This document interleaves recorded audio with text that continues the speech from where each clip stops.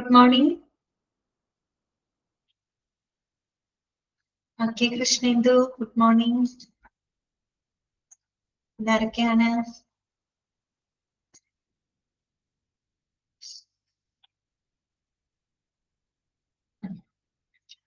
Krishnendu, okay. Abhirami, Sreeja, okay. Shifana, Shamseena, Nisha, okay. Laina, Femina, Annmaria, Jeena, Sreekini, okay. Sheeja, Shiju, Athira, Sanjith, Jaison, James, okay. എല്ലാവർക്കും good morning ട്ടോ. Okay, എങ്ങനെയുണ്ട്? മഴയൊക്കെ എങ്ങനെയുണ്ട്? എല്ലാരും സുഖമായിട്ടിരിക്കുന്നില്ലേ? അടിപൊളി മഴയാണ്.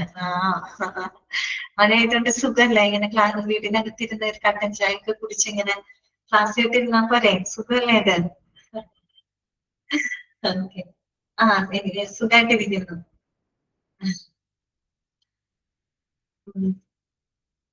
നമ്മളെ ഇതിൽ പറഞ്ഞ ഉറങ്ങാൻ സുഖമാണ്. അതെ അതെ, ഉറക്കം വരികയാണ്. പഠിക്കാൻ തോന്നുന്നില്ല, ഉറക്കം വരികയാണ് അല്ലേ? ഓക്കെ, പിന്നെ ഗുഡ് മോർണിംഗ്. പഠിക്കാനുള്ളൊരു മൂടല്ല, നല്ല അല്ലെ, സുഖമായിട്ട് കിടന്ന് ഉറങ്ങാനായിട്ട് തോന്നുന്നു അല്ലെ? നല്ല ഒരു പുറത്ത് നല്ല മഴയൊക്കെ ആയിട്ടിരിക്കുമ്പോ എന്തൊരു രസമല്ലേ? ആ സമയത്താണ് മിസ് പഠിക്കുന്ന കാര്യം പറയുന്നത്.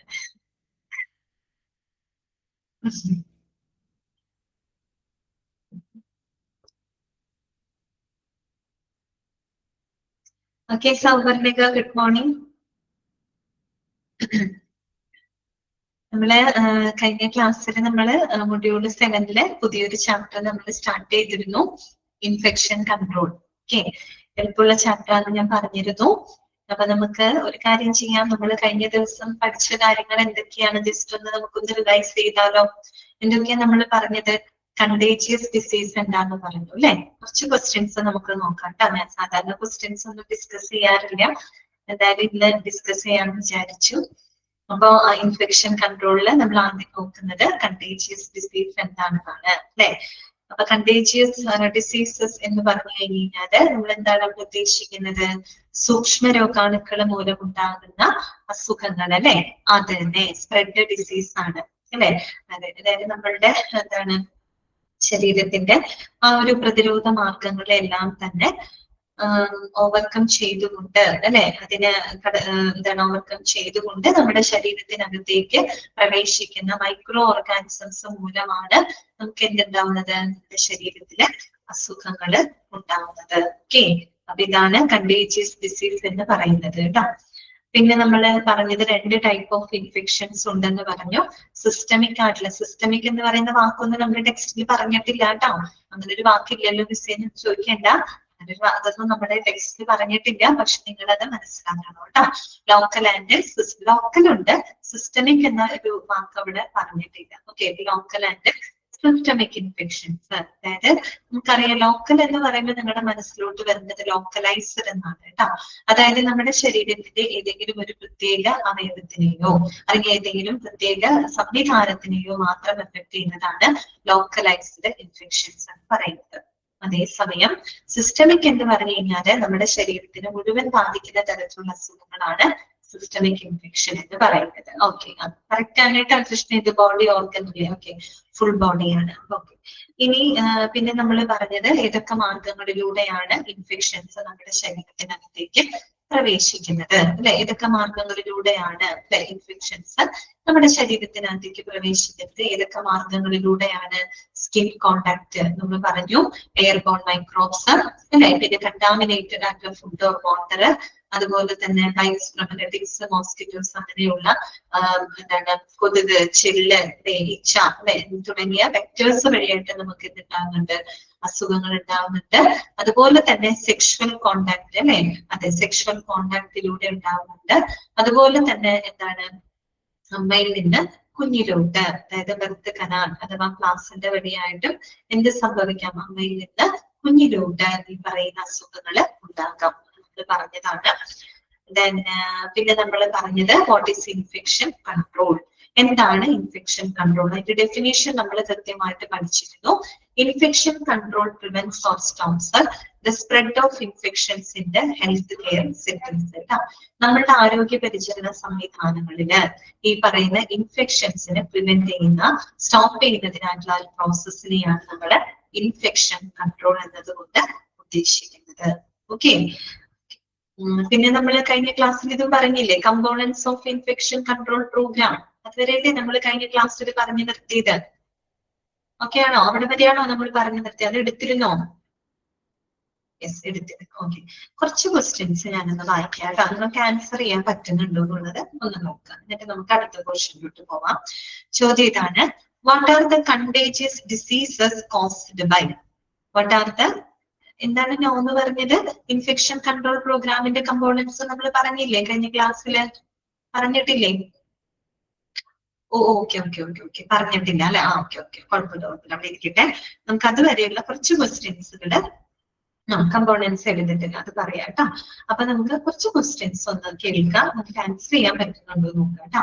What are the contagious diseases caused by? Option A genetic disorders, microscopic organisms, allergic reactions, autoimmune responses. എന്താണ് ആൻസർ വരിക? എന്താണ് ആൻസർ വരിക?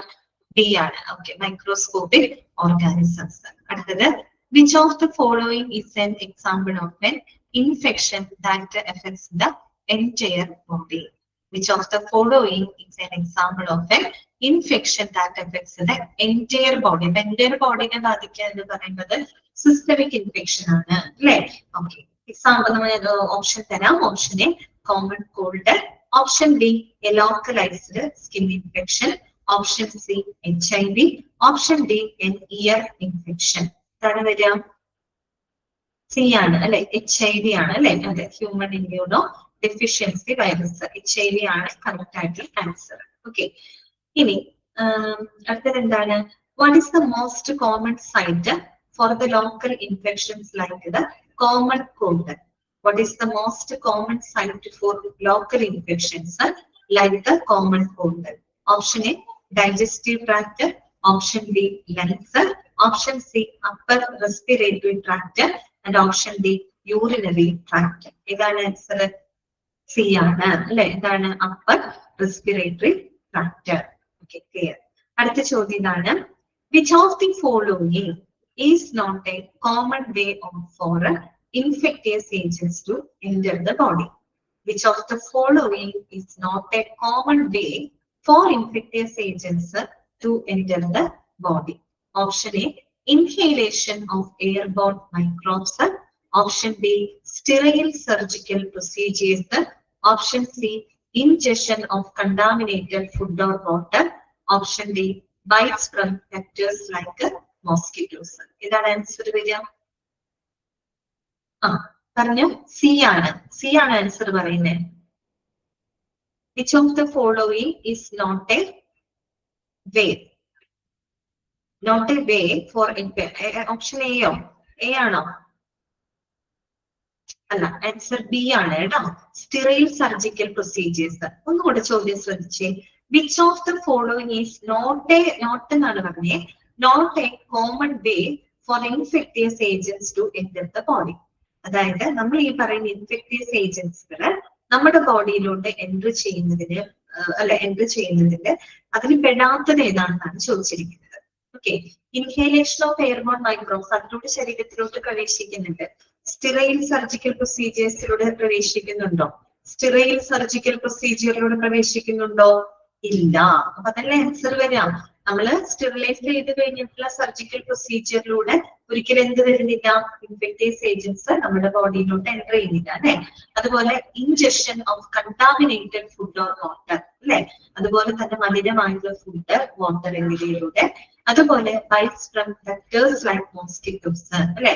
മോസ്കിറ്റോസിന്റെ ബൈറ്റിലൂടെ. അപ്പൊ അതിലൂടെയൊക്കെ വരാൻ പാടില്ലാത്തൊരു മാർഗം ഏതാണ്? സ്റ്റെറൈൽ സർജിക്കൽ പ്രൊസീജിയേഴ്സ് ആണ്. ഓക്കെ, ക്ലിയർ ആണെന്ന് വിചാരിക്കുന്നു കേട്ടോ. അടുത്ത ചോദ്യം ഇതാണ്: what is the primary goal of infection control? What is the primary goal of infection control? Infection കൺട്രോളിന്റെ പ്രധാനപ്പെട്ട ലക്ഷ്യം എന്താണ്? ഓപ്ഷൻ എ പ്രധാനപ്പെട്ട ലക്ഷ്യം എന്താണെന്നാണ് ചോദിച്ചിരിക്കുന്നത് കേട്ടോ. Option A to cure all infectious diseases, option B to prevent or stop the spread of infections in healthcare settings. Option C, to develop new antibiotics. Option D, to document cases of infection. Answer ഏതാണ്? B ആണ്. എന്താണ്? To prevent or stop the spread of infections in the healthcare settings. Okay. അടുത്ത ചോദ്യം ഇതാണ്. Which of these is a key preventive measure in infection control? Which of these is a key preventive measure in infection control? Option A, hand washing. Option B, taking daily vitamins. Option C, avoiding all public places. And option D, drinking 8 glasses of water a day. ഏതാണ് answer വരിക? A ആണ്, hand washing. അല്ലെ? Okay, correct ആണ്. അടുത്ത ചോദ്യം. An efficient infection control program can lead to a reduction in. An efficient infection control program can lead to a reduction in. Option A, the number of healthcare workers. Option B, a patient's length of hospital stay and cost. Option C, the hospital's visiting hours. Option D, the variety of medications available. ഏതാണ് answer വരിക? Okay, very good, correct ആണ്. B ആണ് കേട്ടോ. Patient length of hospital stay and cost കേട്ടോ. Okay, ഇത്രയൊക്കെ നിങ്ങൾക്ക് അറിയാവുന്നതാണ്. ഏകദേശം നിങ്ങൾക്ക് മനസ്സിലായിട്ടുണ്ട്. നമ്മൾ കഴിഞ്ഞ ക്ലാസ്സിൽ എടുത്തതിന് ബേസ് ചെയ്തിട്ടുള്ള ക്വസ്റ്റ്യൻ ആണ് കേട്ടോ. അപ്പൊ നമുക്ക് ക്ലാസ്സിലോട്ട് കടക്കാം. ഇനി നമുക്ക് നെക്സ്റ്റ് പഠിക്കാനുള്ളത് components of infection control programme. ഒരു ഇൻഫെക്ഷൻ കൺട്രോൾ പ്രോഗ്രാം നടപ്പിലാക്കുന്നതിന്റെ പ്രാധാന്യം എന്താണെന്നുള്ളത് കഴിഞ്ഞ ക്ലാസ്സിൽ നമ്മൾ പറഞ്ഞതാണ്, മനസ്സിലാക്കിയതാണ് അല്ലെ. അപ്പോ ഒരു നല്ല ഇൻഫെക്ഷൻ കൺട്രോൾ പ്രോഗ്രാമിൽ ഉൾപ്പെടുന്ന കമ്പോണൻസുകൾ എന്തൊക്കെയാണ്, അഥവാ ഒരു നല്ലൊരു ഇൻഫെക്ഷൻ കൺട്രോൾ പ്രോഗ്രാമിൽ എന്തൊക്കെ കാര്യങ്ങളാണ് ഉൾപ്പെടുത്തേണ്ടത്? ഓക്കെ, അപ്പൊ 10 പോയിന്റുകളാണ്. ഒന്നാമത്തെ point, basic measure for infection control.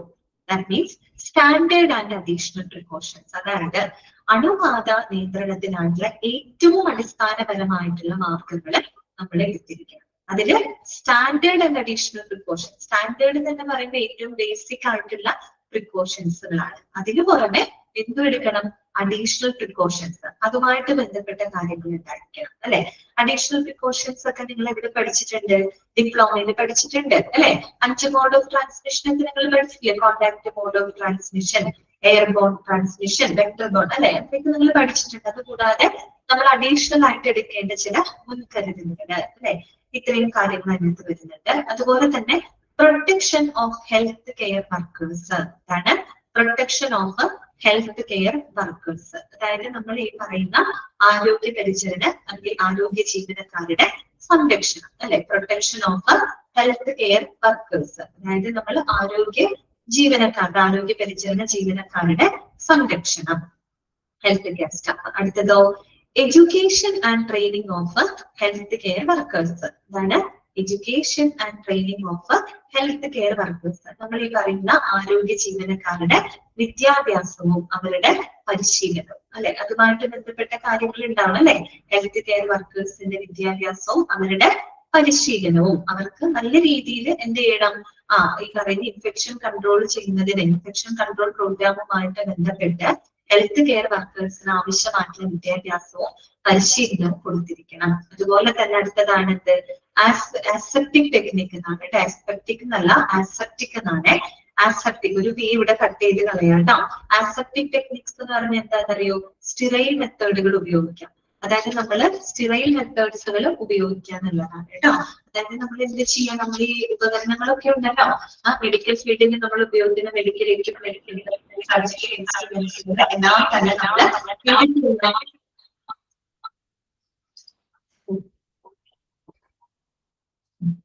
നമ്മൾ എന്ത് ചെയ്യണം? അത് സ്റ്റെറിലൈസ് ചെയ്യണം അല്ലെ, അണുവിമുക്തമാക്കി സൂക്ഷിക്കണം. അപ്പൊ അതാണ് ഉദ്ദേശിക്കുന്ന എന്ത്? Aseptic techniques. Sterile method to prevent the infection. ഇൻഫെക്ഷനെ പ്രിവെന്റ് ചെയ്യാൻ സ്റ്റെറൈൽ മെത്തേഡുകൾ ഉപയോഗിക്കാം, സ്റ്റെറിലൈസേഷൻ മെത്തേഡുകൾ ഉപയോഗിക്കാം കേട്ടോ. അടുത്തതാണ് identification of hazards and minimising risk. Identification of hazards and minimising. ഈ ഹസാർഡ് എന്ന് ഉദ്ദേശിക്കുന്നത് എന്താണ്? ഹെൽത്ത് ഹസാർഡ് ആണ്. അതായത് നമ്മള് ഒരു പ്രത്യേകിച്ച് ഒരു ആശുപത്രിയിൽ, എല്ലാ സ്ഥാപനങ്ങളിലും ഉണ്ടാകും എങ്കിലും നമ്മുടെ ആശുപത്രിയില് ഈ രോഗികൾക്ക് അപകടം ഉണ്ടാക്കുന്ന ചില ഘടകങ്ങളാണ് ഹാംഫുൾ, അത് തന്നെ ഹാംഫുൾ വേസ്റ്റുകളാണ് ഇവിടെ ഉദ്ദേശിക്കുന്ന ഹസാർഡുകൾ കേട്ടോ. അതായത് അവരുടെ ആരോഗ്യത്തിന് ഭീഷണിയാകുന്ന അല്ലെ, അവർക്ക് അസുഖങ്ങൾ ഉണ്ടാക്കാൻ സാധ്യതയുള്ള വേസ്റ്റുകൾ, ഇതൊക്കെയാണ് ഹെൽത്ത് ഹസാർഡ് എന്ന് പറയുന്നത്. അപ്പൊ ഇത്തരം ഹെൽത്ത് ഹസാർഡ് മൂലം അല്ലെ, ഇത്തരം ഹെൽത്ത് ഹസാർഡ് മൂലം ഉണ്ടാകുന്ന എന്താണ് അപകടങ്ങളാണ് റിസ്ക് എന്ന് പറയുന്നത്. അപ്പൊ പരമാവധി നമ്മുടെ പ്രത്യേകിച്ച് ഒരു ആശുപത്രിയിലുള്ള ഹെൽത്ത് ഹസാർഡുകൾ തിരിച്ചറിയുകയും അതുമൂലം ഉണ്ടാകുന്ന റിസ്കുകൾ മിനിമൈസ് ചെയ്യുകയും ചെയ്യുക. Okay, identification of hazards and minimising risk അല്ലെ, ഹെൽത്ത് ഹസാർഡ്സുകള് അല്ലെ, അത് നമ്മൾ കൃത്യമായിട്ട് കണ്ടെത്തുക, പരമാവധി നമ്മൾ അതുവഴിയുള്ള റിസ്കുകൾ മിനിമൈസ് ചെയ്യാം. നെക്സ്റ്റ് വരുന്നതാണ് സർവെയിലൻസ്. സർവെയിലൻസ് എന്ന് പറയുന്നത് നിരീക്ഷണമാണ് അല്ലെ. അതായത് നമ്മൾ ഈ ഒരു ഇൻഫെക്ഷൻ എന്താണ് സ്പ്രെഡ് ചെയ്യുന്നതുമായിട്ട് ബന്ധപ്പെട്ട് നമ്മൾ കണ്ടിന്യൂസ് ആയിട്ട് എന്ത് ചെയ്യാം, ഒബ്സർവ് ചെയ്യാന്നുള്ളതാണ്. സർവെയിലൻസ് മീൻസ് നിരീക്ഷണമാണ് അല്ലെ. നമ്മുടെ ആശുപത്രിയിൽ നിന്നും ഈ പറയുന്ന ആ ഒരു അണുബാധയുടെ വ്യാപനം, അതിന്റെ നിരക്ക്, അത് കൃത്യമായിട്ട് എന്ത് ചെയ്യുക, ട്രാക്ക് ചെയ്യുക, അതാണ് സർവെയിലൻസ്. പിന്നെ വരുന്നത് antibiotic usage, management of blood or body fluid exposure, handling of blood or blood product and hospital waste management. അല്ലെ, ആന്റിബയോട്ടിക് യൂസേജ് അല്ലെ, നമുക്കറിയാം അണുബാധ നമുക്ക് പരമാവധി അണുക്കളെ നമ്മൾ കൺട്രോൾ ചെയ്യാം, പക്ഷെ അതിന് ഒരുപാട് മാർഗങ്ങളുണ്ട്. പക്ഷെ നമ്മുടെ ശരീരത്തിനകത്തോട്ട് പ്രവേശിച്ചു കഴിഞ്ഞ് കഴിഞ്ഞാൽ പിന്നെ നമുക്ക് എന്ത് ചെയ്യാൻ നിർത്തിയുള്ളൂ, മെഡിസിൻ എടുക്കേണ്ടതായിട്ട് വരും. നമ്മുടെ ശരീരത്തിലേക്ക് പ്രവേശിക്കാത്ത രീതിയിൽ നമ്മൾ പല പ്രിവെന്റീവ് മെഷേഴ്സുകൾ നമുക്ക് എടുക്കാം. പക്ഷെ ശരീരത്തിനകത്തേക്ക് പ്രവേശിച്ച് കഴിഞ്ഞു കഴിഞ്ഞാല് പിന്നീട് എന്താണ്, പിന്നെ നമുക്ക് അത് ക്യൂർ ചെയ്യണമെങ്കിൽ എന്തേ ചെയ്യാൻ പറ്റുള്ളൂ, മെഡിസിൻ എടുക്കാൻ പറ്റും അല്ലെ. അപ്പൊ എന്താണ് ആന്റിബയോട്ടിക് യൂസേജ് അല്ലെ, ആന്റിബയോട്ടിക്കുകളുടെ ഉപയോഗം. അതുപോലെ management of blood of body fluid exposure, അതുപോലെ ബ്ലഡ് മറ്റു ബോഡി ഫ്ലൂയിഡുകളുമായിട്ടുള്ള ആ സമ്പർക്കത്തിൽ ഏർപ്പെടുന്ന അല്ലെ, സമ്പർക്കത്തിൽ വരുന്ന സാഹചര്യങ്ങളുടെ മാനേജ്മെന്റ്. അതുപോലെ handling of blood product and hospital waste manage, ഈ പറയുന്ന ബ്ലഡും ബ്ലഡ് പ്രോഡക്റ്റും മറ്റ് ഹോസ്പിറ്റൽ വേസ്റ്റ് മാനേജ്മെന്റുമായിട്ട് ബന്ധപ്പെട്ട കാര്യങ്ങൾ. ഇത്രയുമാണ് അതിൽ വരുന്ന, ഇതുമായിട്ട് ബന്ധപ്പെട്ടതെല്ലാം ഇൻഫെക്ഷൻ കൺട്രോൾ പ്രോഗ്രാമിനകത്ത് വരണം. Antibiotic usage, management of blood or body fluid exposure, handling of blood or blood product and hospital waste management. അടുത്തത് എന്താണ്, use of single use device, reprocessing of instruments and equipment. എന്താണ് use of single use device, reprocessing of instruments and equipment. Single use device എന്ന് പറയുമ്പോൾ ഒറ്റ തവണ ഉപയോഗിക്കുന്ന ഉപകരണങ്ങൾ, പ്രത്യേകിച്ച് നമുക്കറിയാം സിറിഞ്ചുകള്, ഗ്ലൗസുകള് അല്ലെ, ഇതൊക്കെ നമ്മൾ ഒരു സമയത്ത് മാത്രമല്ല ഒറ്റ തവണയല്ലേ നമുക്ക് ഉപയോഗിക്കാൻ പറ്റുള്ളൂ. അതെ, അപ്പൊ അങ്ങനെയുള്ള അത്തരം എന്താണ് സിംഗിൾ യൂസ് ഡിവൈസസിന്റെ ഉപയോഗവുമായിട്ട് ബന്ധപ്പെട്ട കാര്യങ്ങള്. അതുപോലെ റീപ്രോസസിംഗ് ഓഫ് ഇൻസ്ട്രുമെന്റ്സ് ആൻഡ് എക്യുപ്മെന്റ്, എന്താണ് റീപ്രോസസിംഗ് ഓഫ് ഇൻസ്ട്രുമെന്റ്സ് ആൻഡ് എക്യുപ്മെന്റ്. നമ്മൾ ഈ പറയുന്ന ഇൻസ്ട്രുമെന്റ്സുകളുടെയും മറ്റ് എക്യുപ്മെന്റ്സുകളുടെയും റീപ്രോസസിംഗ്, ചിലത് നമുക്ക് എന്ത് ചെയ്യാൻ പറ്റും, പുനരുപയോഗിക്കാൻ പറ്റും, റീപ്രോസസ് ചെയ്ത് നമുക്ക് ഉപയോഗിക്കാനായിട്ട് സാധിക്കും ഇൻസ്ട്രുമെന്റ്സ്, എക്യുപ്മെന്റ്സ് എന്നിവ. പിന്നെ വരുന്നത് എന്താണ്, ഇൻസിഡന്റ് മോണിറ്ററിംഗ്. എന്താണ് ഇൻസിഡന്റ് മോണിറ്ററിംഗ്? എന്താണ് ഇൻസിഡന്റ് മോണിറ്ററിംഗ് എന്ന് പറയുന്നത്? എന്താണ് ഇൻസിഡന്റ് മോണിറ്ററിംഗ് എന്നതുകൊണ്ട് ഉദ്ദേശിക്കുന്നത്? ദാറ്റ് മീൻസ് ഇൻസിഡന്റ് മോണിറ്ററിംഗ് എന്ന് പറഞ്ഞു കഴിഞ്ഞാൽ നമ്മൾ ഈ പറയുന്ന പോലെ ഹോസ്പിറ്റലുമായിട്ട് ബന്ധപ്പെട്ട് വരുന്ന ഇൻഫെക്ഷൻ കൺട്രോളുകൾ, ഇൻഫെക്ഷൻസ്, അതാണ് അവിടുത്തെ ഉദ്ദേശിക്കുന്ന ഇൻസിഡന്റുകള്. അത് കൃത്യമായിട്ട് എന്ത് ചെയ്യുക, മോണിറ്റർ ചെയ്യുക, കറക്റ്റ് ആയിട്ട് നമ്മൾ അതിന്റെ ട്രാക്ക് നോക്കുക അല്ലെ, ഏതൊക്കെ ഇൻഫെക്ഷൻസ് ആണ്, ഏതൊക്കെ രീതിയിലാണ് ഇത് സ്പ്രെഡ് ചെയ്യപ്പെടുന്നത് എന്ന് കൃത്യമായിട്ട് എന്ത് ചെയ്യുക, മോണിറ്റർ ചെയ്യുക. ലാസ്റ്റ് എന്ന് പറയുന്നത് ഔട്ട് ബ്രേക്ക് ഇൻവെസ്റ്റിഗേഷൻ ആണ്. അതായത് പെട്ടെന്ന് ഉണ്ടാകുന്ന അല്ല, ഔട്ട് ബ്രേക്ക് ഇൻവെസ്റ്റിഗേഷൻ എന്ന് പറഞ്ഞു കഴിഞ്ഞാല് പെട്ടെന്ന് പൊട്ടിപ്പുറപ്പെടുന്ന ചില അസുഖങ്ങള്, അതിനെ പറ്റിയിട്ടുള്ള അന്വേഷണവും കണ്ടെത്തലുകളും പരിഹാര മാർഗങ്ങളും. അതുപോലെ ഉണ്ടായ ഒരു ഔട്ട് ബ്രേക്ക് ആയിട്ട് വന്ന ഒരു അസുഖമായിരുന്നു എന്ത്, കോവിഡ് അല്ലെ, ശരിയല്ലേ? കോവിഡ് ഇങ്ങനെ പെട്ടെന്ന് പൊട്ടിപ്പുറപ്പെട്ട് വന്ന നമ്മളെല്ലാവരെയും അല്ലെ സ്റ്റിൽ ആക്കി മാറ്റിയ ഒരു അസുഖമായിരുന്നു അല്ലെ. അപ്പൊ അത്തരത്തിലുള്ള ഔട്ട് ബ്രേക്ക് ഇൻവെസ്റ്റിഗേഷൻ, അതുപോലെ ഇടയ്ക്ക് നിപ്പ വന്നിട്ടുണ്ടായിരുന്നു, കോവിഡ് വന്നിട്ടുണ്ട്. കോവിഡാണ് നമ്മളെ ഏറ്റവും ബുദ്ധിമുട്ടിയത്. അതൊക്കെ അങ്ങനെയുള്ള ഔട്ട് ബ്രേക്ക് ഇൻവെസ്റ്റിഗേഷൻ എന്ന് പറഞ്ഞാൽ പെട്ടെന്ന് പൊട്ടിപ്പുറപ്പെടുന്ന തരത്തിലുള്ള അസുഖങ്ങള് അല്ലെ, അത്തരം അസുഖങ്ങളും അതിന്റെ എന്താ പറയാ കണ്ടെത്തലുകൾ അതിന് വേണ്ട പരിഹാരമാണ്. ഇത്രയുമാണ് ഒരു ഇൻഫെക്ഷൻ കൺട്രോൾ പ്രോഗ്രാമിൽ വരുന്ന പ്രധാനപ്പെട്ട കമ്പോണന്റുകൾ. What are the important components of infection control program എന്ന് പറഞ്ഞാൽ എന്തൊക്കെയാണ്? Basic measure for infection control, standard and additional precautions, അതുപോലെ protection of health care workers, education and training of health care workers, aseptic techniques, identification of hazard and minimizing risk, surveillance, antibiotic usage, management of blood or body fluid exposure, handling of blood or blood product and hospital waste management, അതുപോലെ use of a single use device, reprocessing of instruments and equipment, incident monitoring, അതുപോലെ outbreak investigation. Okay, clear ആയോ? These are the main components of a infection control program. Okay, just ഒന്ന് വായിച്ചു നോക്കി.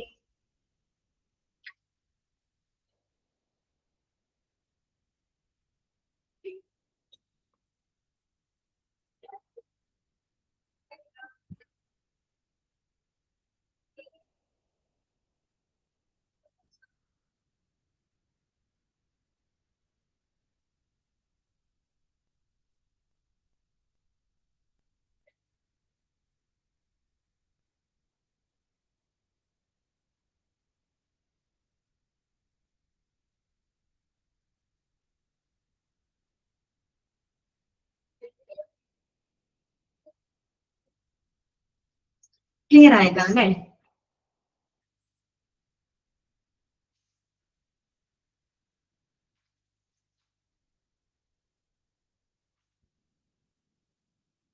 ഒരു question നിങ്ങളൊന്ന് ശ്രദ്ധിക്കേണ്ട.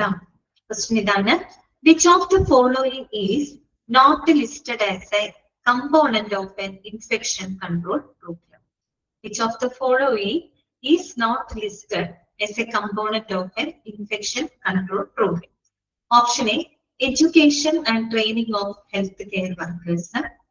Option B, patient billing and insurance processing. Option C, surveillance. Option D, antibiotic usage management. Okay, ഏതാണ് answer വരിക? B ആണ് അല്ലെ? കറക്റ്റ് ആണ്. Patient billing and insurance processing, അത് നമ്മൾ ഈ കമ്പോണൻസിൽ പറഞ്ഞതാണോ? അല്ല അല്ലെ? അപ്പൊ ബാക്കിയുള്ള കമ്പോണൻസുകളാണ് അതിനകത്ത് വരുന്നത്. Patient billing and insurance processing അതിൽ പെടാത്ത കമ്പോണന്റ് ആണ്. ഓക്കെ, അത്രയേ ഉള്ളൂ കേട്ടോ. അപ്പൊ അത് നന്നായിട്ട് മനസ്സിലാക്കി പോയാൽ മതി. നിങ്ങൾക്ക് ഓപ്ഷൻ കാണുമ്പോൾ ഐഡന്റിഫൈ ചെയ്യാനായിട്ട് പറ്റണം കേട്ടോ. ഇനി അടുത്ത ഒരു ഇമ്പോർട്ടന്റ് ആയിട്ടുള്ള ഒരു ടോപ്പിക് ആണ് നമ്മൾ ഇനി പഠിക്കുന്നത്. Methods of infection control. എന്താണ് മെത്തേഡ്സ് ഓഫ് ഇൻഫെക്ഷൻ കൺട്രോൾ? അണുബാധ നിയന്ത്രണത്തിന് വേണ്ടി ഉപയോഗിക്കുന്ന വിവിധ രീതികൾ എന്തൊക്കെയാണ്? Methods of infection control. Infection കൺട്രോളിന് ഉപയോഗിക്കുന്ന വിവിധ മെത്തേഡുകൾ ഏതൊക്കെയാണ്? പ്രധാനമായിട്ടും 4 major methods of infection control. ഒരു ഇൻഫെക്ഷൻ കൺട്രോളിൽ വരുന്ന പ്രധാനപ്പെട്ട 4 മേജർ മെത്തേഡുകൾ ഏതൊക്കെയാണ്? ഇതൊക്കെയാണ് 4 മേജർ മെത്തേഡ്. ഒന്ന്, isolation precautions. Second one, barrier methods. Third one, surgical asepsis. And fourth one, medical asepsis. Clear ആയോ? അപ്പൊ 4 മേജർ മെത്തേഡ്സ് ഓഫ് ഇൻഫെക്ഷൻ കൺട്രോളിന്റെ 4 മേജർ മെത്തേഡുകളായിട്ട് പറയുന്നത് isolation precautions, barrier method, surgical asepsis, medical asepsis. അങ്ങനെ തന്നെ പഠിക്കുക കേട്ടോ. ജസ്റ്റ് ഞാനൊരു ഐഡിയ തരാം, നിങ്ങൾക്ക് കേൾക്കുമ്പോൾ തന്നെ മനസ്സിലാവും. ഐസൊലേഷൻ പ്രിക്കോഷൻസ് എന്ന് പറയുമ്പോൾ തന്നെ എന്തായിരിക്കും? രോഗബാധിതനായിട്ടുള്ള വ്യക്തി മറ്റുള്ളവരുമായിട്ടുള്ള സമ്പർക്കം ഒഴിവാക്കുന്ന തരത്തില് അവരെ നമ്മൾ മാറ്റി താമസിപ്പിക്കുക. അതാണ് ഇത് ഐസൊലേഷൻ പ്രിക്കോഷൻസ്. ശരിയല്ലേ? ഐസൊലേഷൻ പ്രിക്കോഷൻസ് എന്ന് പറയുന്നത് എന്താ ഉദ്ദേശിക്കുന്നത്? നമ്മള് രോഗബാധിതരായിട്ടുള്ള ഒരു വ്യക്തിയെ നമ്മൾ എന്ത് ചെയ്യണം? മറ്റുള്ളവരുമായിട്ടുള്ള സമ്പർക്കത്തിൽ നിന്ന് അവരെ നമ്മൾ മാറ്റുക. അതാണ് എന്ത്? Isolation precautions. Okay. Second one എന്ന് പറഞ്ഞാൽ എന്താണ്? ബാരിയർ മെത്തേഡ്സ് ആണ്. ബാരിയർ മെത്തേഡ് എന്ന് പറഞ്ഞു കഴിഞ്ഞാല് നമ്മൾ ഈ പറയുന്ന നമ്മുടെ ശരീരത്തിലേക്ക് അണുക്കൾ പ്രവേശിക്കുന്നത് തടയുന്നതിനായിട്ട് നമ്മൾ ഫിസിക്കൽ ആയിട്ടുള്ള ബാരിയറുകൾ ഉപയോഗപ്പെടുത്താം. അതാണ് ബാരിയർ മെത്തേഡ്. ഓക്കെ. അതായത് നമ്മുടെ ശരീരത്തിലേക്ക് അണുക്കൾ പ്രവേശിക്കുന്നത് തടയുന്നതിന് വേണ്ടിയിട്ട് നമ്മൾ ഫിസിക്കൽ ആയിട്ടുള്ള ബാരിയറുകൾ ഉപയോഗിക്കാം. ഫിസിക്കൽ ബാരിയേഴ്സ് എന്ന് പറയുമ്പോൾ ഗ്ലൗസുകള് അല്ലെ? മാസ്കുകള്, ഗൗണുകള്, ഇതൊക്കെ നമ്മൾ ധരിക്കുക. എന്തിനു വേണ്ടിയിട്ടാണ്? അതായത് അണുക്കൾ നമ്മുടെ ശരീരത്തിനകത്തോട്ട് PPE കിറ്റ് ധരിക്കുന്നില്ലേ, പേഴ്സണൽ പ്രൊട്ടക്റ്റീവ് എക്യുപ്മെന്റ്, അത് തന്നെയാണ് നമ്മൾ ഉദ്ദേശിക്കുന്ന ബാരിയർ മെത്തേഡ്. മൂന്നാമത് സർജിക്കൽ ആസെപ്സിസ്. ഇതാണ് സർജിക്കൽ ആസെപ്സിസ് എന്ന് പറഞ്ഞു കഴിഞ്ഞാല് നമ്മള് സർജറിയുമായിട്ട്, അതായത് ശസ്ത്രക്രിയാ ഉപകരണങ്ങളും മറ്റും നമ്മള് അണുവിമുക്തമാക്കി സൂക്ഷിക്കുന്ന രീതിയാണ് സർജിക്കൽ ആസെപ്സിസ് എന്ന് പറയുന്നത്. ശസ്ത്രക്രിയാ ഉപകരണങ്ങളും മറ്റും എന്താണ് പൂർണ്ണമായിട്ട് അണുവിമുക്തമാക്കി സൂക്ഷിക്കുന്ന ഒരു മെത്തേഡാണ് സർജിക്കൽ ആസെപ്സിസ് എന്ന് പറയുന്നത്. നാലാമത്തത് മെഡിക്കൽ ആസെപ്സിസ്. അതിനകത്ത് എന്താണ്? മെഡിക്കൽ ആസെപ്സിസ്. മെഡിക്കൽ ആസെപ്സിസ് എന്ന് പറഞ്ഞു കഴിഞ്ഞാൽ നമ്മൾ രോഗകാരികളായിട്ടുള്ള സൂക്ഷ്മജീവികളെയും രോഗാണുക്കളുടെയും എണ്ണം കുറയ്ക്കുന്ന രീതിയാണ് മെഡിക്കൽ ആസെപ്സിസ് എന്ന് പറയുന്നത് കേട്ടോ. അത്രയേ ഉള്ളൂ. സർജിക്കൽ ആസെപ്സിസ് എന്ന് പറയുന്നത് ശസ്ത്രക്രിയയ്ക്കും മറ്റും ഉപയോഗിക്കുന്ന ഉപകരണങ്ങള്, അത് നമ്മൾ പൂർണ്ണമായിട്ടും അണുവിമുക്തമാക്കുന്ന രീതിയാണ് സർജിക്കൽ ആസെപ്സിസ്. മെഡിക്കൽ ആസെപ്സിസ് എന്ന് പറയുന്നത് രോഗകാരികളായിട്ടുള്ള സൂക്ഷ്മാണുക്കളെ എല്ലാം തന്നെ സൂക്ഷ്മാണുക്കളുടെ എണ്ണം കുറയ്ക്കുന്ന രീതിയാണ് മെഡിക്കൽ ആസെപ്സിസ്. കിട്ടിയല്ലോ? അപ്പൊ ഒരു ഇൻഫെക്ഷൻ കൺട്രോളിന്റെ 4 മേജർ മെത്തേഡ് ആയിട്ട് പറയുന്നത് isolation precautions, barrier method, surgical asepsis and medical asepsis. Okay, clear ആയോ? ഇത് വളരെ ഇമ്പോർട്ടന്റ് ആണ് കേട്ടോ. അപ്പൊ നമുക്ക് ആദ്യം തന്നെ നോക്കേണ്ടത് മെഡിക്കൽ ആസെപ്സിസ് ആണ്. നിങ്ങൾ ചിന്തിക്കുക, മെഡിക്കൽ ആസെപ്സിസ് എന്ന് പറഞ്ഞാൽ വേറെ ഒന്നും നമ്മൾ നോക്കണ്ട, നമ്മൾ ഇത്തരത്തിലുള്ള രോഗാണുക്കളുടെ എണ്ണം നമ്മൾ കുറയ്ക്കുന്ന രീതിയിലുള്ള കാര്യങ്ങളാണ്. അതാണ് മെഡിക്കൽ ആസെപ്സിസ് കേട്ടോ. മെഡിക്കൽ ആസെപ്സിസിനകത്ത് വരുന്ന എന്തൊക്കെയാണ്? ഹാൻഡ് വാഷിംഗ്, അതുപോലെ ക്ലീനിങ് ദ എൻവയോൺമെന്റ്, കൈ കഴുകുക, ക്ലീനിങ് ദ എൻവയോൺമെന്റ്, നമ്മുടെ പരിസരം വൃത്തിയാക്കുക, വിയറിംഗ് ദ അപ്രോപ്രിയേറ്റ് PPE കേട്ടോ, അതായത് നമ്മൾ അനുയോജ്യമായിട്ടുള്ള പേഴ്സണൽ പ്രൊട്ടക്റ്റീവ് എക്യുപ്മെന്റുകൾ ധരിക്കുക. ദെൻ ഡിസ്ഇൻഫെക്ടിങ് ആർട്ടിക്കിൾസ് ആൻഡ് സർഫസസ്, അതായത് നമ്മൾ ഉപയോഗിക്കുന്ന ആ ഒരു പ്രതലങ്ങള്, വസ്തുക്കള്, അവയെല്ലാം തന്നെ ഡിസ്ഇൻഫെക്ട് ചെയ്യുക, അതായത് അണുവിമുക്തമാക്കുക. And the use of antiseptics, ആന്റിസെപ്റ്റിക്കുകൾ ഉപയോഗപ്പെടുത്തുക, അല്ലെ? ഓക്കെ, ഇതൊക്കെയാണ് മെഡിക്കൽ ആസെപ്സിസിൽ വരുന്നത്. എഗെയിൻ നമ്മൾ ഡിപ്ലോമയിൽ പഠിച്ച ഒരു കാര്യം തന്നെയാണ് how to wash your hands. ഇങ്ങനെയാണ് നിങ്ങളുടെ ഹാൻഡ്സ് വാഷ് ചെയ്യേണ്ടത്. ഓക്കെ, അപ്പൊ ഇതിന്റെ ഗോള് നമുക്ക് നോക്കാം. മെഡിക്കൽ ആസെപ്സിസിന്റെ ഗോൾ എന്താ നോക്കാം. ടു റിമൂവ്, നോക്കാം, to remove pathogens from surface equipment and hands of health care workers കേട്ടോ. ഓക്കെ, അതാണ് ഇതുകൊണ്ട് ലക്ഷ്യമിടുന്നത്. മെഡിക്കൽ ആസെപ്സിസ് കൊണ്ട് നമ്മൾ ലക്ഷ്യമിടുന്നത് എന്താണ്? To remove pathogens from surface equipment and hands of health care workers, അല്ലെ?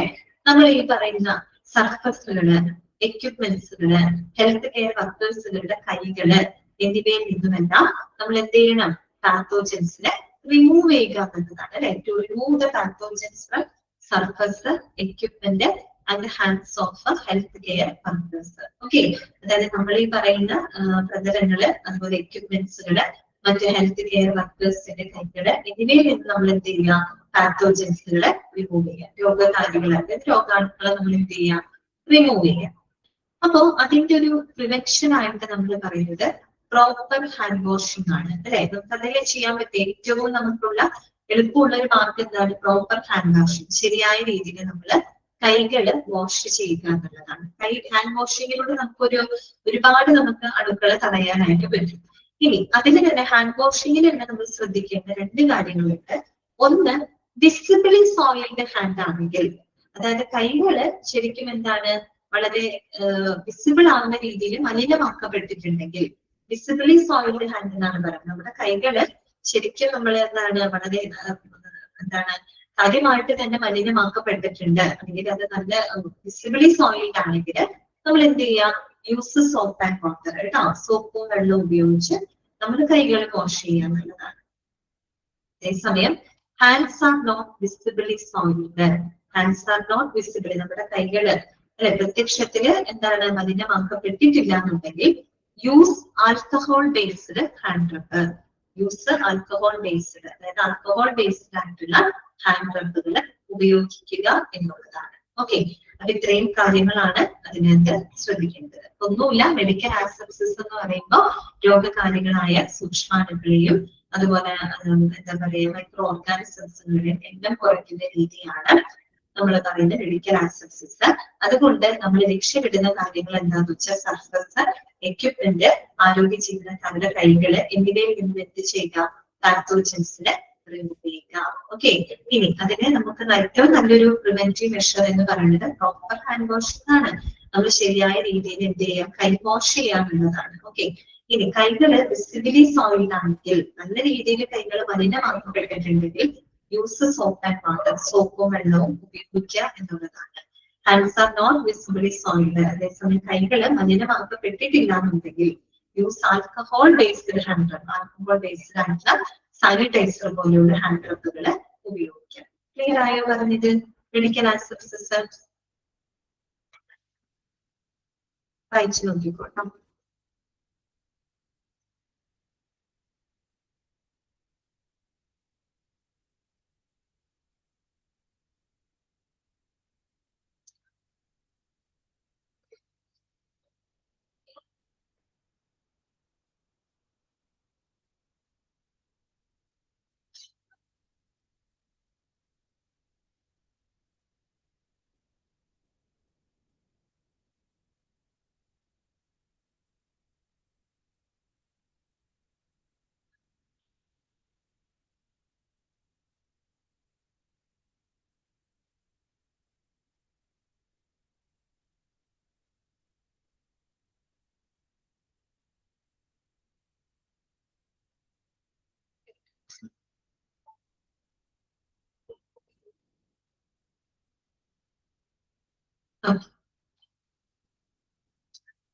നെക്സ്റ്റ് നമുക്ക് പഠിക്കാനുള്ളത് സർജിക്കൽ ആസെപ്സിസ് ആണ് കേട്ടോ. എന്താണ് സർജിക്കൽ ആസെപ്സിസ് ആണ്. സർജിക്കൽ ആസെപ്സിസ് എന്ന് പറഞ്ഞാൽ നമ്മൾ ഈ ശസ്ത്രക്രിയ ഉപകരണങ്ങളും മറ്റും പൂർണ്ണമായിട്ട് അണുവിമുക്തമാക്കുന്ന രീതിയാണ് സർജിക്കൽ ആസെപ്സിസ് എന്ന് പറയുന്നത്. അപ്പൊ നമുക്കതൊന്ന് വായിക്കാം. It is to considered as an important aspect of infection control system. Involves a sterilization of all instruments and equipment used for the procedures that involve entering a person's body, such as അതായത് surgical asepsis എന്ന് പറയുമ്പോൾ നമ്മൾ ഒരു infection control സിസ്റ്റത്തിന്റെ ഒരു പ്രധാനപ്പെട്ട വശമായിട്ട് നമ്മൾ കണക്കാക്കുന്നത് എന്താണ്, സർജിക്കൽ ആസെപ്സിസ് ആണ്. അതാണ് സർജിക്കൽ ആസെപ്സിസ് ആണ്. ഈ സർജിക്കൽ ആസെപ്സിസ് എന്ന് പറഞ്ഞാൽ ഒരു തരത്തിൽ എന്ത് തന്നെയാണ് ഉദ്ദേശിക്കുന്നത്, സ്റ്റെറിലൈസേഷൻ ആണ് ഉദ്ദേശിക്കുന്നത്. അപ്പൊ ആ ഒരു സെന്റൻസ് നിങ്ങൾ അണ്ടർലൈൻ ചെയ്യാം. Sterilisation of all instruments and equipment used for procedures that involve entering a person's body. കേട്ടോ, അതായത് നമ്മൾ ഒരു വ്യക്തിയുടെ ശരീരത്തിലേക്ക് പ്രവേശിപ്പിക്കുന്ന തരത്തിലുള്ള നടപടിക്രമം, പ്രത്യേകിച്ച് സർജിക്കൽ പ്രൊസീജിയേഴ്സുകള്, അതുപോലെ നമ്മുടെ ശരീരത്തിനകത്തേക്ക് പ്രവേശിക്കുന്ന എക്യുപ്മെന്റുകള്, മറ്റ് ഇൻസ്ട്രുമെന്റ്സുകളെല്ലാം തന്നെ അണുവിമുക്തമാക്കി സൂക്ഷിക്കുന്നതാണ് ഇത് സർജിക്കൽ ആസെപ്സിസ് എന്ന് പറയുന്നത്. Okay, sterilisation of all instruments and equipment used for procedures that involve entering a person's body. അതായത് ഒരു വ്യക്തിയുടെ ശരീരത്തിലേക്ക് പ്രവേശിക്കുന്ന തരത്തിലുള്ള സർജിക്കൽ പ്രൊസീജിയേഴ്സുകളുടെയും മറ്റ് എക്യുപ്മെന്റ്സുകളുടെയും ഇൻസ്ട്രുമെന്റ്സുകളുടെയും സ്റ്റെറിലൈസേഷൻ, ഓക്കെ, അണുവിമുക്തമാക്കി തോന്നുന്നതാണ് സർജിക്കൽ ആസെപ്സിസിനകത്ത് വരുന്നത്. ഇനി നമ്മൾ ഒരു സർജിക്കൽ ആസെപ്സിസ് നിർബന്ധമായിട്ടും ചെയ്യേണ്ട സാഹചര്യങ്ങൾ ഏതൊക്കെയാണ്? ഒരു സർജിക്കൽ ആസെപ്സിസ് നിർബന്ധമായിട്ടും ചെയ്യേണ്ട സാഹചര്യങ്ങൾ എന്തൊക്കെയാണ്? ഒന്ന്, സർജിക്കൽ പ്രൊസീജിയേഴ്സ്. എന്താണ് സർജിക്കൽ പ്രൊസീജിയേഴ്സ് അല്ലെ?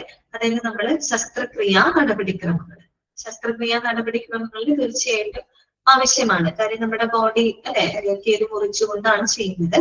സ്വാഭാവികമായിട്ടും അവിടെ സ്റ്റെറിലൈസേഷൻ വളരെയധികം പ്രധാനപ്പെട്ടതാണ്. സോ സർജിക്കൽ പ്രൊസീജിയേഴ്സ്, ശസ്ത്രക്രിയാ നടപടികൾ. രണ്ടാമത്തത് ഇഞ്ചക്ഷൻസ് ആണ്. ഇഞ്ചക്ഷൻസ് എന്ന് പറയുമ്പോൾ അറിയാം, ഇഞ്ചക്ഷൻ ചെയ്യുന്ന സമയത്ത് നമ്മൾ എന്ത് ചെയ്യുന്നുണ്ട്, നമ്മുടെ ശരീരത്തിനകത്തേക്ക് പ്രവേശിപ്പിക്കുന്നുണ്ട് അല്ലെ. സൂചി വെച്ച് നമ്മൾ മരുന്നുകളും അല്ലെ മറ്റ് ഫ്രൂട്ട്സുകൾ മരുന്നുകളൊക്കെ ഇഞ്ചക്ട് ചെയ്യുന്ന സമയത്തും നമ്മൾ അത് ഉപയോഗിക്കണം. അതുപോലെ insertion of intravenous catheters, insertion of IV catheters കേട്ടോ, insertion of intravenous or IV catheters. നമ്മൾ ഈ കാനുലയിൽ IV catheters വഴിയായിട്ട് ഫ്ലൂയിഡുകളോ മറ്റു മരുന്നുകളോ ഇതെല്ലാം തന്നെ ഇൻസേർട്ട് ചെയ്യുമ്പോൾ അവിടെ എന്ത് ആവശ്യമാണ്, സർജിക്കൽ ആക്സസറീസ് ആവശ്യമാണ്. അതുപോലെ തന്നെ ഇൻസേർഷൻ ഓഫ് യൂറിനറി കത്തീറ്റേഴ്സ്, അതാണ് ഇൻസേർഷൻ ഓഫ് യൂറിനറി കത്തീറ്റേഴ്സ്. നമ്മൾ ഈ മൂത്രം പുറത്തേക്ക് കളയുന്നതിന് വേണ്ടിയിട്ട് അപ്പൊ നമ്മൾ യൂറിനറി കത്തീറ്ററുകൾ നമ്മൾ ഇൻസേർട്ട് ചെയ്യും. അപ്പൊ അപ്പോഴും നമുക്ക് എന്ത് ആവശ്യമാണ്? Surgical accessories. ഈ കത്തീറ്റേഴ്സും മറ്റുമൊക്കെ എന്ത് ചെയ്യണം? സ്റ്റെറിലൈസ് ചെയ്യേണ്ടത് ആവശ്യമാണ്. കാരണം നമ്മുടെ ശരീരത്തിനകത്തേക്ക് പ്രവേശിപ്പിക്കുന്ന തരത്തിലുള്ള എല്ലാ പ്രൊസീജിയറുകളിലും നമ്മൾ എന്ത് ഫോളോ ചെയ്തിരിക്കണം? സർജിക്കൽ ആക്സസറീസ് ഫോളോ ചെയ്തിരിക്കണം. സർജിക്കൽ ആക്സസറീസ് എന്ന് പറഞ്ഞാൽ sterilisation of all instruments and equipments used for procedures that involve entering a person's body. Okay, clear ആണോ? Okay ആണോ? Okay, just ഒന്ന് വായിച്ചു നോക്കി.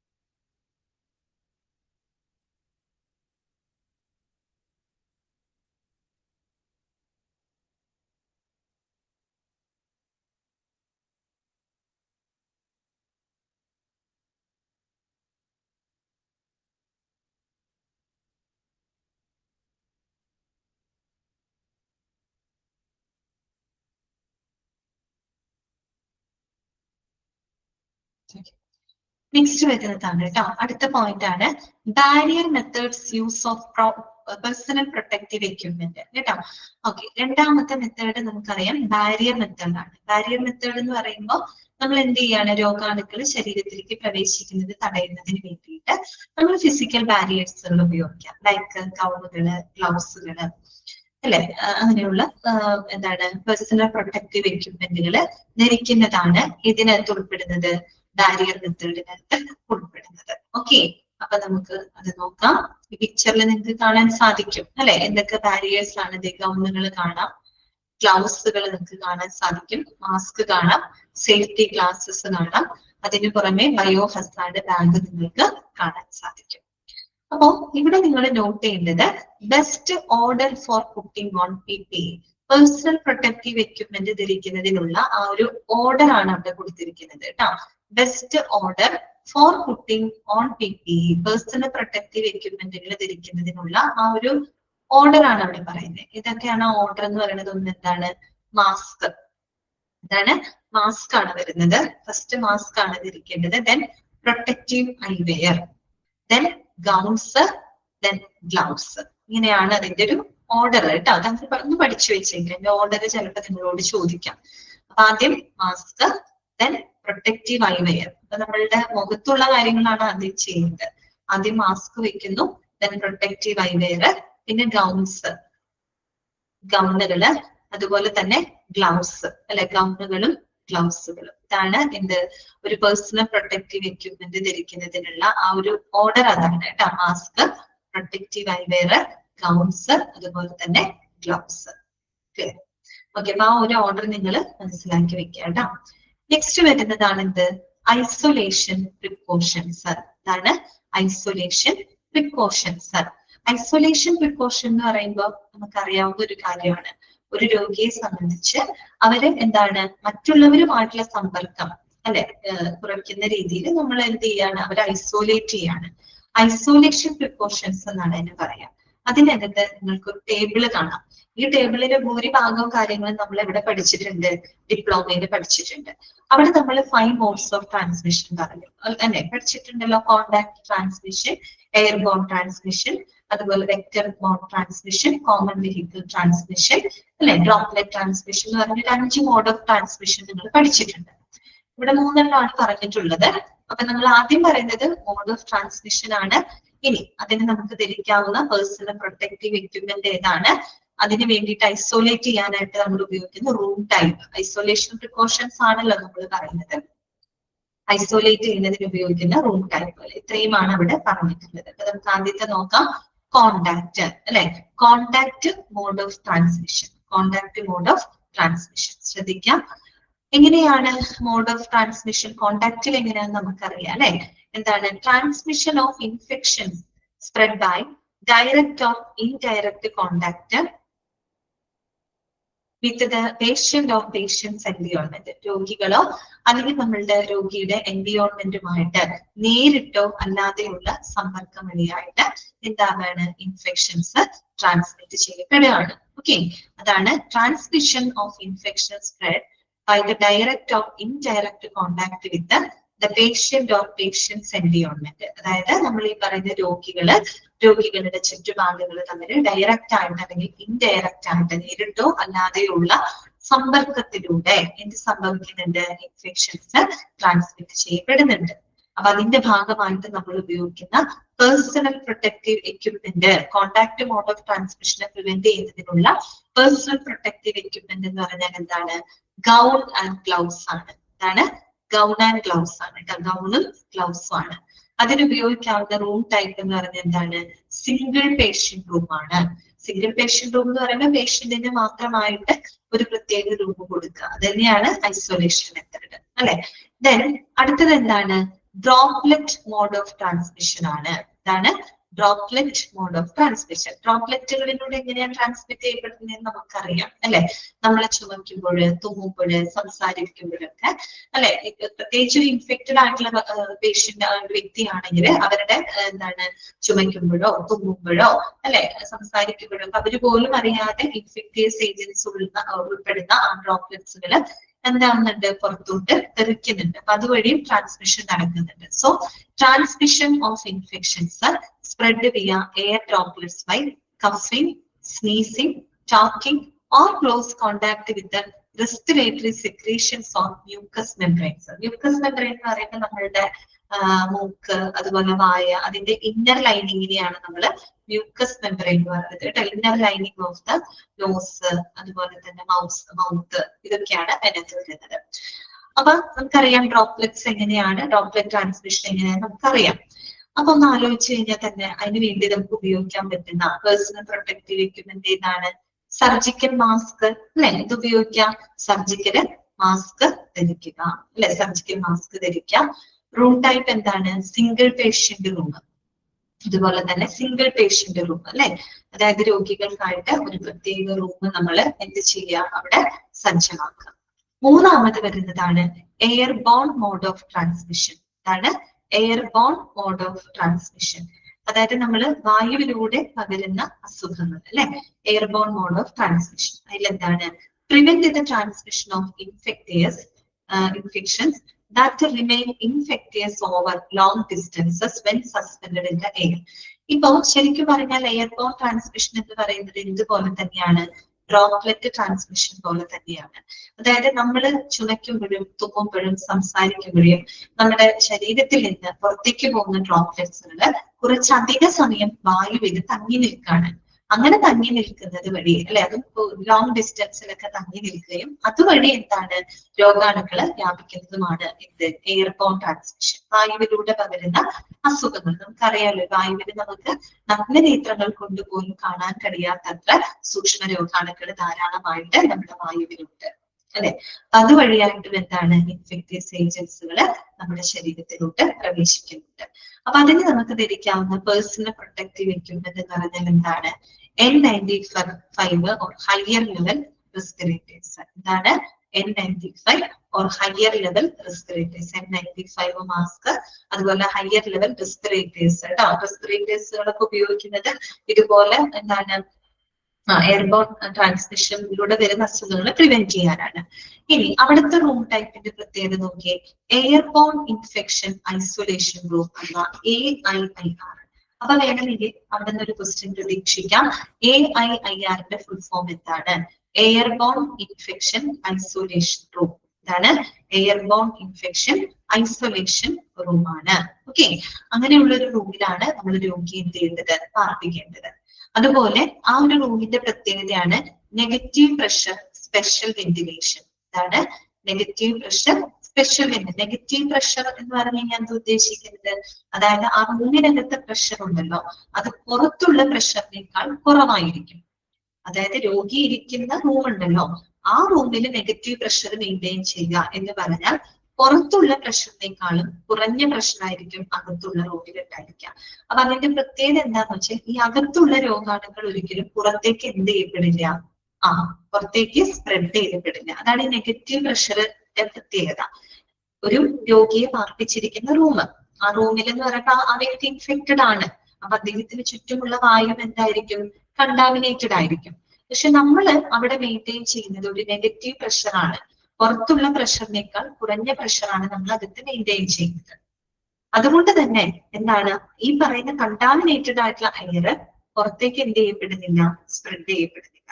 ആ ഒരു കണ്ടാമിനേഷൻ നമുക്ക് ആ റൂമിൽ ഒതുക്കാൻ പറ്റും. അപ്പൊ നിങ്ങൾക്ക് അടുത്തൊരു സംശയം, അങ്ങനെ കണ്ടാമിനേറ്റഡ് ആയിട്ട് ഇരിക്കുന്ന എയറിൽ ഇരിക്കുന്ന ആ വ്യക്തിയുടെ രോഗം മാറുമെന്നായിരിക്കും നമ്മൾ ചിന്തിക്കുന്നത്. അപ്പൊ അതിന് വേണ്ടിയിട്ട് സ്പെഷ്യൽ വെന്റിലേഷൻ ആണ് നമ്മൾ ഉപയോഗിക്കുന്നത്. അതിന് നമ്മൾ HEPA എന്ന് പറയും, ഹൈ എഫിഷ്യൻസി പെർട്ടിക്കുലേറ്റ് എയർ എന്നുള്ള പ്രത്യേകതര ഫിൽട്ടർ ആണ്. ആ ഫിൽട്ടർ ഉപയോഗിച്ചുകൊണ്ട് ആ റൂമിനകത്തുള്ള കണ്ടാമിനേറ്റഡ് എയറിനെ നമ്മൾ എന്ത് ചെയ്യുന്നറിയോ, ഫിൽറ്റർ ചെയ്യുന്നുണ്ട്. ഓക്കെ, ഇതിനെ പൂർണ്ണമായിട്ടും ഫിൽറ്റർ ചെയ്യുന്നുണ്ട്. അതാണ് സ്പെഷ്യൽ വെന്റിലേഷനിൽ പറയുന്നത്. പ്രത്യേകമായിട്ട് ഫിൽട്ടർ ചെയ്തുകൊണ്ടാണ് അവിടെ ആ ഒരു ഫിൽട്ടർ ചെയ്ത് വിടുമ്പോൾ അത് ആ ഒരു വായു വളരെ പ്യൂരിഫൈഡ് ആയിട്ടിരിക്കും. അങ്ങനെയാണ് ചെയ്യുന്നത് കേട്ടോ. ഓക്കെ, ഇത് പ്രത്യേകം നിങ്ങൾ നോട്ട് ചെയ്യുക. കോണ്ടാക്ട് മോഡ് ഓഫ് ട്രാൻസ്മിഷനിൽ നമ്മൾ എന്ത് പേഴ്സണൽ പ്രൊട്ടക്റ്റീവ് എക്യുപ്മെന്റ് എന്ത് ധരിക്കുന്നു, room type single patient room ആണ്. ഡ്രോപ്ലെറ്റ് മോഡ് ഓഫ് ട്രാൻസ്മിഷൻ വരുമ്പോൾ അവിടെ ഉപയോഗിക്കുന്ന പേഴ്സണൽ പ്രൊട്ടക്റ്റീവ് എക്യുപ്മെന്റ് നമ്മൾ സർജിക്കൽ മാസ്ക് ആണ്. Room type single patient room ആണ്. എയർബോൺ മോഡ് ഓഫ് ട്രാൻസ്മിഷനിൽ ഉപയോഗിക്കുന്ന പേഴ്സണൽ പ്രൊട്ടക്റ്റീവ് എക്യുപ്മെന്റ് നമ്മൾ N95 എന്ന ഹയർ ലെവൽ റെസ്പിറേറ്റേഴ്സ് ആണ്. അവിടെ ഉപയോഗിക്കുന്ന റൂം ടൈപ്പ് എന്ന് പറയുമ്പോൾ എയർബോൺ ഇൻഫെക്ഷൻ ഐസൊലേഷൻ റൂം. അതുപോലെ നെഗറ്റീവ് പ്രഷർ ക്രിയേറ്റ് ചെയ്യാൻ സ്പെഷ്യൽ വെന്റിലേഷനും അവിടെ ആവശ്യമാണ്. ഓക്കെ, ക്ലിയർ ആയോ? ഇനി അടുത്തത് എന്താണ് ഐസൊലേഷൻ പ്രിക്കോഷൻസ് എന്നതിന് കൃത്യമായിട്ട് ഒരു ഡെഫിനേഷൻ അവിടെ കൊടുത്തിട്ടുണ്ട്. അത് വളരെ ഇമ്പോർട്ടന്റ് ആണ്, കറക്റ്റ് ഡെഫിനേഷൻ ആണ്. അതുകൊണ്ട് നോട്ട് ചെയ്ത് വെക്കുക. Isolation precautions are guidelines followed to contain the pathogen and limit its exposure to others as much as possible. Underline ചെയ്യണ്ട. എന്താണ് isolation precautions are the guidelines followed to contain the pathogen and limit its exposure to others as much as possible. എന്താണ് isolation precautions എന്ന് പറഞ്ഞാൽ നമ്മള് ഈ പറയുന്ന രോഗകാരികളായിട്ടുള്ള അല്ലെ രോഗകാരികളെ നിയന്ത്രിക്കുന്നതിനും അതുപോലെ തന്നെ മറ്റുള്ളവരുമായിട്ടുള്ള അതിന്റെ സമ്പർക്കം പരമാവധി പരിമിതപ്പെടുത്തുന്നതിനും പാലിക്കുന്ന മാർഗനിർദ്ദേശങ്ങളാണിത് ഐസൊലേഷൻ പ്രിക്കോഷൻസ് എന്ന് പറയുന്നത്. ക്ലിയർ ആയോ? ഐസൊലേഷൻ പ്രിക്കോഷൻസ് എന്ന് പറഞ്ഞാൽ എന്താണ്? Are guidelines follow to contain the pathogen and limit its exposure to others as much as possible. അതായത് രോഗകാരികളെ നിയന്ത്രിക്കുന്നതിന് രോഗകാരികളെ നിയന്ത്രിക്കുന്നതിനും മറ്റുള്ളവരുമായിട്ടുള്ള അതിന്റെ സമ്പർക്കം പരമാവധി പരിമിതപ്പെടുത്തുന്നതിന് വേണ്ടിയിട്ട് നമ്മൾ ഫോളോ ചെയ്യേണ്ട ചില മാർഗനിർദ്ദേശങ്ങളെയാണ് ഐസൊലേഷൻ പ്രിക്കോഷൻസ് എന്നതുകൊണ്ട് ഉദ്ദേശിക്കുന്നത്. അങ്ങനെ തന്നെ പഠിച്ചു വെക്കാം. അപ്പൊ നമ്മള് എത്ര മെത്തേഡുകൾ പറഞ്ഞു? 4 മെത്തേഡുകളാണ് നമ്മൾ പറഞ്ഞത്. ആ 4 മെത്തേഡില് സർജിക്കൽ അസെപ്സിസ് കഴിഞ്ഞു. അല്ല സോറി, അതല്ലല്ലോ, ഐസൊലേഷൻ പ്രിക്കോഷൻസ് പറഞ്ഞു, ബാരിയർ മെത്തേഡ് പറഞ്ഞു, സർജിക്കൽ ആസെപ്സിസ്, മെഡിക്കൽ ആസെപ്സിസ്. ഈ 4 മെത്തേഡുകളാണ് നമ്മൾ പഠിച്ചത്. അത് വളരെ ഇമ്പോർട്ടന്റ് ആണ്. What are the important methods? Barrier method ചോദിക്കുമ്പോൾ 4 പോയിന്റുകൾ നമ്മുടെ മനസ്സിലുണ്ടാവണം. നെക്സ്റ്റ് വരുന്നതാണ് സ്റ്റാൻഡേർഡ് പ്രിക്കോഷൻസ്. എന്താണ് സ്റ്റാൻഡേർഡ് പ്രിക്കോഷൻസ്? സ്റ്റാൻഡേർഡ് പ്രിക്കോഷൻസ് എന്ന് തന്നെ പറയുമ്പോൾ നമുക്കറിയാം ഏറ്റവും അടിസ്ഥാനപരമായിട്ടുള്ള മുൻകരുതലുകളാണ്. എന്ന് പറഞ്ഞു കഴിഞ്ഞാല് നമ്മൾ ആരോഗ്യ പരിചരണ രംഗത്ത് അണുബാധ തടയുന്നതിന് വേണ്ടിയിട്ട് അല്ലെ എപ്പോഴും പാലിക്കേണ്ട മാർഗനിർദ്ദേശങ്ങളാണ്. അത് ഇന്ന സമയത്തെന്നല്ല, നമ്മൾ എന്താണ് ആശുപത്രിയില് അണുബാധ പടരുന്നത് തടയുന്നതിന്റെ ഭാഗമായിട്ട് നമ്മൾ എപ്പോഴും പാലിക്കേണ്ട മാർഗനിർദ്ദേശങ്ങളാണ് സ്റ്റാൻഡേർഡ് പ്രിക്കോഷൻസ് എന്ന് പറയുന്നത്. ഓക്കെ, അപ്പൊ നോക്കുക, പിക്ചറിൽ നിങ്ങൾക്ക് കാണാൻ പറ്റും. Always follow the standard precautions കേട്ടോ. Always follow the standard precautions. ഇതൊക്കെയാണ് perform hand hygiene before and after every patient contact കേട്ടോ. Perform hand hygiene before and after every patient contact. നമ്മൾ ഒരു രോഗിയുമായിട്ട് സമ്പർക്കത്തിൽ ഏർപ്പെടുന്നതിന് മുൻപും അതിനുശേഷവും നമ്മൾ ഹാൻഡ് ഹൈജീൻ കൃത്യമായിട്ട് പാലിക്കുക. രണ്ടാമത്തത് use personal protective equipment when the risk of body fluid exposure. നമ്മൾ ഈ ബോഡി ഫ്ലൂയിഡ്സ് ഉണ്ടല്ലോ, ബ്ലഡ് പോലെയുള്ള ബോഡി ഫ്ലൂയിഡ്സുമായിട്ട് സമ്പർക്കത്തിൽ ഏർപ്പെടുന്ന സമയത്ത് പേഴ്സണൽ പ്രൊട്ടക്റ്റീവ് എക്യുപ്മെന്റുകൾ ധരിക്കാം. ഓക്കെ, അതൊരു സ്റ്റാൻഡേർഡ് പ്രിക്കോഷനിൽ വരുന്നതാണ്. അതുപോലെ use and dispose of sharp safely.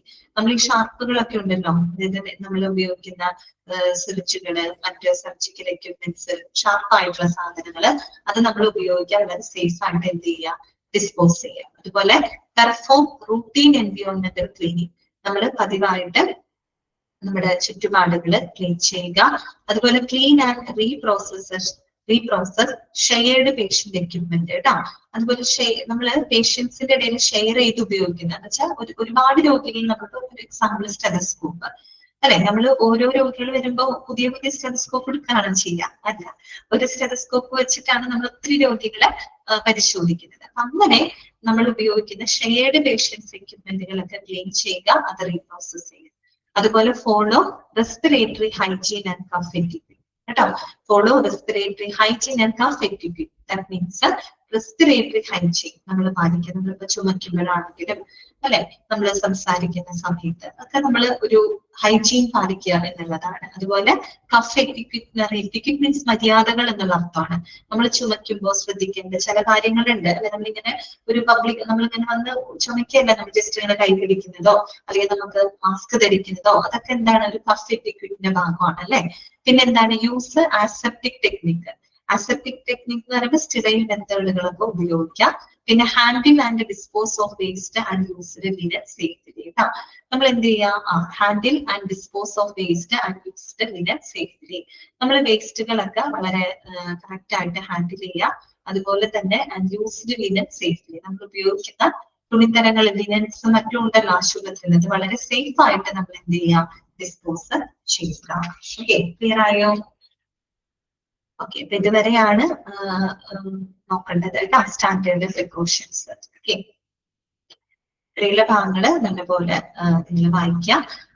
അപ്പൊ ഇനി എടുക്കേണ്ടത് സർവൈലൻസ് തൊട്ടുള്ള ഭാഗമാണ് കേട്ടോ. നോട്ട് ചെയ്ത് വെച്ചേക്കണം കേട്ടോ. സ്റ്റാൻഡേർഡ് പ്രിക്കോഷൻസ് വരെയാണ് മിസ് കംപ്ലീറ്റ് ചെയ്തിരിക്കുന്നത്. ചിലപ്പോ മിസ്സിന് കുറച്ച് നാളത്തേക്ക് എനിക്ക് ലീവായിരിക്കും. അപ്പൊ അങ്ങനെയാണെങ്കിൽ അടുത്ത വേറൊരു മിസ്സായിരിക്കും നിങ്ങൾക്ക് വരുന്നുണ്ടാവാം. അപ്പൊ അങ്ങനെയാണെങ്കിൽ ഇനി എടുക്കേണ്ടത് സർവൈലൻസ് തൊട്ടാണ് കേട്ടോ. അത് കറക്റ്റ് ആയിട്ട് പറയാം. ഓക്കെ,